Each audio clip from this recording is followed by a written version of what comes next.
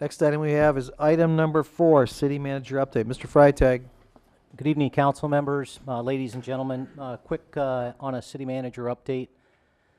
Some things for everybody to know. First of all, I'll talk about is the EPA revolving loan fund program. This past year, 2014, the city applied for this grant. It's a $700,000 grant that can be used across the city, so citywide, to do brownfields remediation. And so if you have any questions about how that might be utilized to your benefit or some redevelopment here in the city, please contact Gail Price, our Economic Development Director, and we can get you some more information about that. We're currently working with a redevelopment property that may be able to tap into some of that resource to do some remediation. The next item on there that I've got listed is the Downtown Revolving Loan Fund, and a little bit different purpose. This one came out of the closure of 4 downtown TIFs here in the downtown last September to the tune of about $57,000. And then 5 of our local banks have provided $10,000 donations each for an additional $50,000 to bring the total available fund to $107,000. And the purpose of that Downtown Revolving Loan Fund is to do facade updates. So anybody who wants to essentially reorient their riverfront business towards the river can certainly apply for that. If there are large structural improvements, for example, a roof repair, that's something that would qualify, that could be done. Or if there are any requirements to do renovations on that second or third story above a first level business, those are all options for use on that Downtown Revolving Loan Fund. And so again, if anybody would like to learn or get more information about that, Gail Price, our Economic Development Director, is more than happy to talk you through. To my knowledge, we've currently had 1 applicant that have applied for roof repairs, and that's been the only one that we've had. So would hope that people would put that to good use as we revitalize in the downtown. Folks may have either read in the paper or received a mailing in the mail, and that is we've got 2 city surveys that are currently in process. One that's being hosted and put out by our police department. The other is out by our recreation division. Police department looking for what programs that the police department provides are important to you as a citizen, and then also what are your perceptions or thoughts on crime and police activity and responsiveness here in the city. So if you get that one, please respond, fill it out, and send it back in. And then the other one is on the senior center. If you remember, last fall we had a discussion about should we rename the senior center, how is the senior center used, et cetera, et cetera. Again, trying to solicit feedback on whether that should be something that the city should move forward with. So again, if you receive that that survey for the senior center renaming, please respond, fill that out, and send it back in.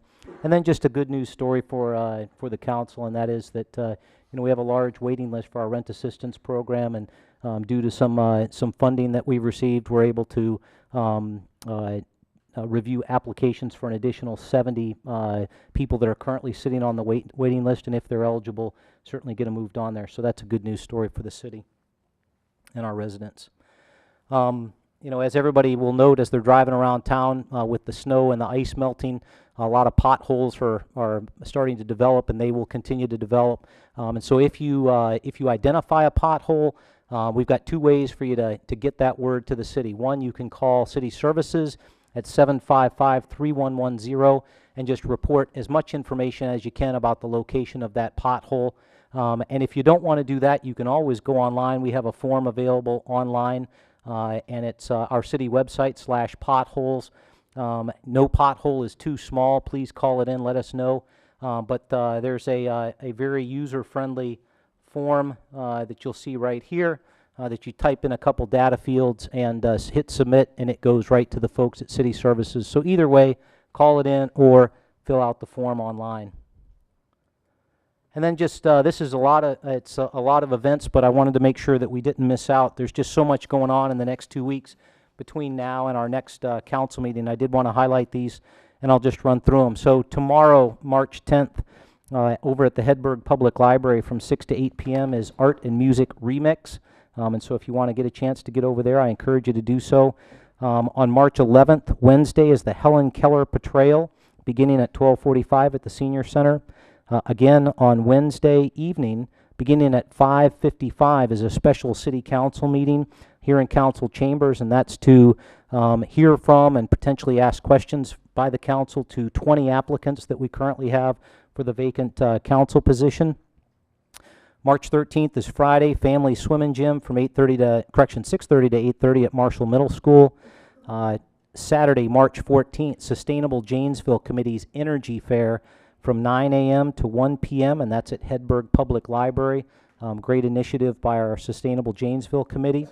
March 17th, next Tuesday, is Safe Training, sponsored by Mercy Health System and the Janesville Police Department over at Mercy Center from 5 to 7. And the phone number to call to register is 756-6100. That same evening, March 17th, is the special city council meeting beginning at 7 p.m. Note that's an hour later than we normally meet, 7 p.m. here in council chambers. And that's for the council to review the final group of council member applicants or candidates that they'll take for consideration for that empty seat. March 18th, the fire department is sponsoring child safety seat program. That's at fire station number 5 at 1414 Newport Avenue on the north side of town. That's from 2 to 6 p.m. March 19th, I-3990 southbound ramp closure onto Humes Road. That's a meeting from 3 to 6 p.m. and it's over at the Pontiac Convention Center. So that will be an emotional issue for a lot of folks there on the north side of town, specifically the businesses that are off of Humes Road. And then March 19th is a Design of Austin Road Community Engagement Forum. That's from 5 to 6 p.m. out at Parker High School. Again, Austin Road Community Engagement Forum.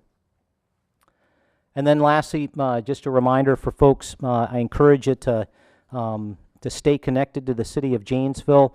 First of all, on TV this month is Park Place Views, and that's Police Chief Dave Moore talking about public safety in Janesville. And again, that's JATV Charter Channel 994. You can always visit our website. Additionally, you can subscribe to and receive emails with press releases, any kind of emergency notifications, road closures, any kind of program cancellations, etc. And that's at our city website /email lists. Sign up, provide your email, and you will just get on our broadcasting burst that comes out typically every Thursday. You can always like us on Facebook, follow us on Twitter, or receive emergency notifications on Nixle. And I encourage you to stay in touch with what's going on in the city. And pending any questions, that's all I have this evening. Thank you, sir. Questions, please, for the city manager. Mr. Markline. Those special council meetings that we have this upcoming Wednesday and Tuesday, will those be broadcast on JATV? They will be, yes. All right, thank you. People were asking. So. Yes. Okay, Mr. Farrell, you had a question? Yes, I have a question for the city manager. Those 2 surveys, which are an excellent idea for the senior center and for the police department, how was the sample chosen on that? Did we just randomly select 5,000 residents, or the last time we used a survey, we used everybody with utility bills? So I was just curious, what is the methodology that's The being JPD survey was a random sampling of 5,000 selected off of the addresses in Janesville. Okay. Is Shelley in the back? Could she address the sample and how they determine the sample size for the senior center survey? And I'll defer to Shelley because she's the one who sent that one out. Okay. I'm not quite sure what the methodology was. Good evening, Shelley Slapak, Recreation Director. The random sample from the Senior Center survey was sent out to 6,840 individuals, 50 and over. And the list that we received was from all registered voters in the city, age 50 and over. Okay, thank you, very good, thank you. Anything else, Mr. Farrell? No, thanks. Okay, anything other questions for the city manager, please? Seeing none, we're moving on.